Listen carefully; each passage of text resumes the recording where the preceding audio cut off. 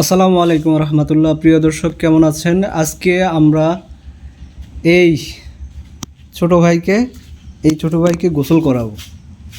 দীর্ঘ 3 মাস পর, না 3 মাস না, দীর্ঘ 2 থেকে আড়াই মাস পর এই ছোট ভাইকে গোসল করাবো।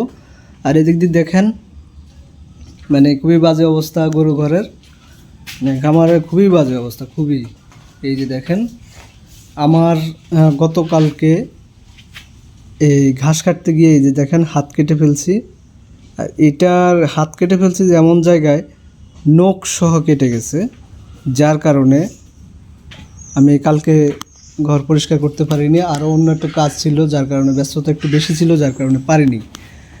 তো আজকে ইনশাল্লাহ এই গরু ঘর ধুবো, গরু গোসল করাবো, সেই সাথে এই ভদ্রলোককে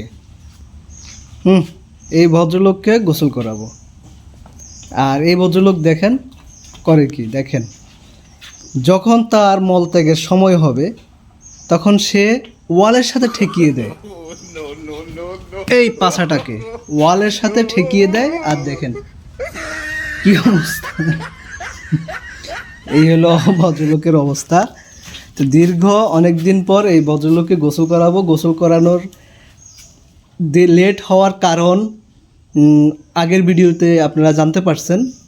আগের ভিডিওতে দেখাইছি আপনাদের এই ভদ্রলোকের লাম্পিং ডিজিজটা আবার হয়েছে, মানে আবার হয়েছে বলতে এই ভদ্রলোকের হয়েছে, আগে তো একজন মারা গেছে, আর এই ভদ্রলোকের লাম্পিং ডিজিজ হয়েছে। তো আল্লাহ তাআলা এর রহমতে সুস্থ হয়েছে।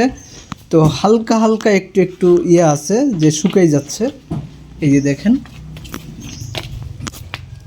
এই যে হালকা হালকা হালকা একটু আছে। তো চিন্তা করতেছি অনেক দিন হয়ে গেছে, গোসল করানো প্রয়োজন, কারণ সামনে আবার শীত আসতেছে, যদি আবার দেরি করি দেখা গেছে সমস্যা হইতেও পারে, যার কারণে চিন্তা করলাম যে গোসলটা করাই ফেলা দরকার। গোসল করাই, তো দেখা যাক কী অবস্থা হয়। ইনশাল্লাহ আল্লাহ চাইতো খারাপ কিছু হবে না। আর আমার এই ভদ্রলোক তো মানে কি বলবো, সারাক্ষণ অস্থির অবস্থায় থাকে। তার যে কেন এত অস্থিরতা বুঝতে পারতেছি না। তো যেটা আমি মিন করতেছি যে অস্থিরতাটার কারণটা কি, সেটা হলো এই যে ইনাদের একসঙ্গে রাখা আমার মনে হচ্ছে। আর কারণ ষাঁড় গরু গাভী এগুলো একসাথে রাখাটা খুবই রিস্ক, ষাঁড় গরুর জন্য খুবই সমস্যা হয়, যার কারণে একসাথে রাখা ঠিক না।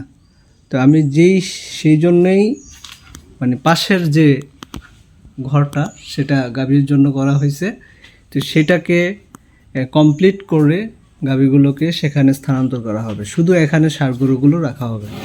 আর অস্থির বলতে যে সারাক্ষণ ওয়ালের সাথে ঢুসে শুরু করে দেয়, যে ওয়াল পুরা মানে ক্ষতবিক্ষত করে ফেলতেছে ওয়াল। আর এই সাথে এই দিক দিয়েও পুরা ক্ষতবিক্ষত করে ফেলছে এই শিং দিয়ে।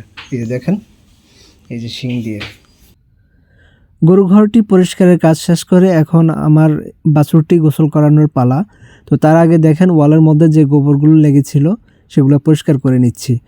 তো দীর্ঘ 3 মাস পর এই ভিডিওটির আমি এডিট করতেছি এবং আপলোড দিব ইনশাল্লাহ।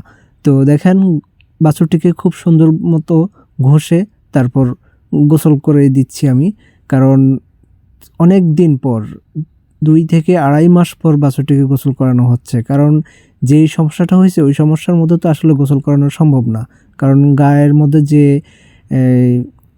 যে ইয়েগুলো হয়েছে ফেটে গেছে, ওগুলো তো ক্ষত সৃষ্টি হয়েছে, ওই অবস্থায় তো আর গোসল করানো সম্ভব না।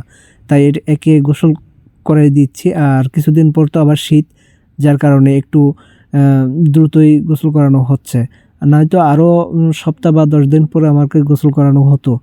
তো এই বাছুরটির যে সমস্যাটা হয়েছে, তো আল্লাহর অশেষ রহমতে সমস্যাটা সমাধান হয়ে গেছে। তো বাছুরের স্বাস্থ্যটা অনেক নষ্ট হয়ে গেছে। এই যে তাকে নতুন কাপড় পরিধান করাচ্ছে, কাপড় বলতে যেটা বলে আমার মানে রশি দিচ্ছি, আগে যে পুরাতন রশি ছিল সেটাকে চেঞ্জ করে দিচ্ছি। কারণ দেখলাম যে তাকে সে অসুস্থ থেকে সুস্থ হলো, তারপর গোসল করালাম, এখন তাকে নতুন একটা কাপড় বা নতুন একটা রশি দিয়ে তাকে বেঁধে দিচ্ছি আর কি, সেটাই। তো যেভাবে মানুষের মধ্যে এমন কিছু একটা ইয়ে থাকে, তো ভাবলাম যে এই বাছুরটাকে আমি সেরকম একটা কিছু উপহার দেই, নতুন একটা রশি দিয়ে তাকে এখন বেঁধে রাখবো। তো তার গোসল করানোর পরে চিন্তা করলাম যে এখন যেহেতু সে একটা অসুস্থতা থেকে সুস্থ হয়ে ফিরলো আল্লাহর অশেষ রহমতে, তো তাকে কৃমিনাশক ওষুধটা দিব আমি। কৃমিনাশক ওষুধটা দিয়ে তারপর তাকে লিভারের ফাইল দিব। তো আগে কৃমিনাশক ওষুধটা দিচ্ছি, পরদিন থেকে লিভারের ফাইলটা দেওয়া হয়েছিল বাছুরটাকে। তো কৃমিনাশক ওষুধটা যখন আমি এটা গুঁড়ি করে খাবারের সাথে মিক্স করতেছি, তখন দেখেন এই যে সামনের যে গরুটা সেটা খুবই মানে অস্থির হয়ে যাচ্ছে সে খাওয়ার জন্য। তো ভাবছিল তাকে দিব, কিন্তু না, সেটা তো আসলে সম্ভব না। তো দেখেন এর মধ্যেই ফিনিশ মানে আলহামদুলিল্লাহ, খাওয়াতে খুবই ভালো, খুবই ভালো, খুবই ভালো। তো দোয়া করবেন সবাই আমার এই গরুগুলোর জন্য। আল্লাহ হাফেজ।